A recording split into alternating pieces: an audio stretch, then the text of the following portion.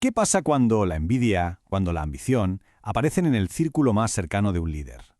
Hoy vamos a analizar una historia milenaria que nos muestra justo eso, un conflicto familiar que llegó a tal punto que necesitó una intervención divina y que tuvo consecuencias para toda una nación.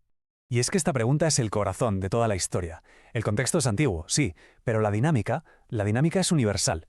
Pensemos en empresas, en política, hasta en nuestras propias familias.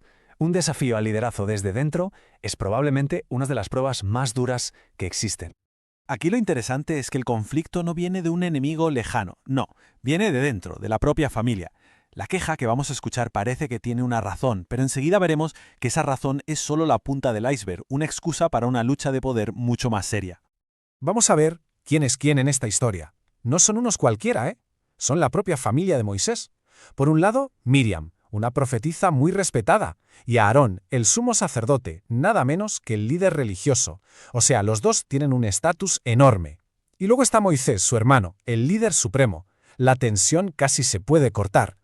Y la mujer cusita, bueno, ella es simplemente la chispa que hará que todo salte por los aires. Vale, esta es la queja oficial, la excusa, la esposa de Moisés. Pero, ¿era esa la verdadera razón de su enfado? La respuesta nos va a desvelar el auténtico problema. Y aquí, ¡zas! Aquí lo tenemos. La verdadera motivación, sin filtros. No tiene nada que ver con la mujer de Moisés. La pregunta ¿es que Dios solo habla a través de él? Esto es una lucha de poder en toda regla, un desafío directo a su liderazgo espiritual, y que nace claramente de la envidia. Fijaos bien en este contraste, porque es brutal. A un lado, la ambición, ese reclamo de «somos iguales», y al otro, la descripción que el propio texto nos da de Moisés, no un tirano, no un líder autoritario, sino el hombre más manso sobre la tierra. Es que esta humildad desmonta por completo la queja de sus hermanos y la deja en evidencia por lo que es, pura ambición. 3 palabras, una frase corta, seca, contundente, que lo cambia todo. De repente, la disputa familiar deja de ser un asunto privado. Ahora ha llamado la atención de la máxima autoridad posible. La cosa se pone muy seria. La queja ha sido escuchada, eso está claro. Y la respuesta no se va a hacer esperar, para nada. Entramos en la segunda parte de la historia, donde un conflicto que empezó en familia se convierte, ni más ni menos, que en un juicio divino. A ver, fijaos en la secuencia, porque es casi cinematográfica. Aquí no hay debate, no hay diálogo. Solo hay una serie de órdenes que van subiendo la tensión. Una llamada repentina, una orden de ir a un lugar concreto y finalmente la separación. Aarón y Miriam son llamados a un lado, apartados, quedan, por así decirlo, en el banquillo de los acusados. Y aquí está la clave de todo, el meollo del asunto. Se establece una jerarquía clarísima. Con los profetas, como Miriam, se habla a través de visiones, de sueños, de forma indirecta.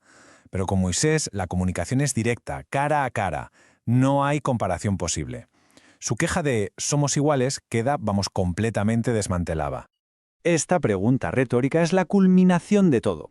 Ojo, no se les pregunta si lo que dijeron era verdad o mentira, se les pregunta por qué no tuvieron miedo. La cuestión no es la crítica, sino el atrevimiento, la osadía de cuestionar a alguien que tiene una relación tan única y validada desde arriba. Bueno, pues acabaron las palabras. Ahora tocan las consecuencias. La historia da un giro bastante oscuro, y la consecuencia va a ser física, inmediata y visible para todo el mundo. La ira se enciende, y la nube, que es el símbolo de la presencia divina, se va, de repente. Es un silencio que tiene que ser aterrador. El juicio ha terminado. Ahora solo queda ver la sentencia. Y en el momento en que la nube se va, ¡pum!, la sentencia se hace visible. Miriam queda cubierta de lepra, blanca como la nieve. En esa cultura, esto no era solo una enfermedad grave, era un símbolo de impureza total, de exclusión social y espiritual. Un castigo terrible. La arrogancia de Aarón se esfuma en un segundo. El pánico se apodera de él y se dirige a la misma persona que acababa de menospreciar. Fijaos en el cambio radical. Ahora llama Señor a Moisés. Le suplica que interceda por ellos. La jerarquía, de repente, ha quedado dolorosamente clara. Y aquí vemos de qué pasta está hecho Moisés. A pesar de la traición, de la ofensa personal, su primera reacción no es de rencor, es de compasión. Pide inmediatamente por la misma persona que le acaba de atacar. Esto nos dice mucho de su carácter. Vale, la petición de Moisés se escucha, pero ojo, La lección todavía no ha terminado. La curación va a llegar, pero primero hay una consecuencia que tiene que ser pública. Una lección que no es solo para Miriam, sino para toda la comunidad. Es súper interesante la lógica que se da para la duración del castigo. Se explica en términos de honor y vergüenza familiar. La ofensa no fue a un extraño, sino a una figura de autoridad, que además era su hermano. Y el castigo refleja eso, lo equipara a una humillación pública por parte de un padre. 7 días, ni más ni menos. Un periodo simbólico de aislamiento. Miriam tiene que quedarse fuera del campamento, en una reflexión forzosa sobre lo que ha hecho y sus consecuencias. Y aquí llegamos a la lección final, y quizá la más importante. El conflicto no fue un asunto privado. Mientras Miriam estuvo fuera, toda la nación se paró, nadie se movió. El viaje hacia su destino quedó congelado por una disputa de liderazgo. Es la demostración final de que la desunión arriba frena el progreso de todos. Al final, esta historia tan antigua nos deja con una pregunta que es de total actualidad. ¿Cuántas veces el progreso de un equipo, de una empresa o incluso de un país se ha quedado estancado por luchas de poder internas, por envidias no resueltas? Este relato nos recuerda que la unidad no es solo una buena idea, es la condición indispensable para poder avanzar.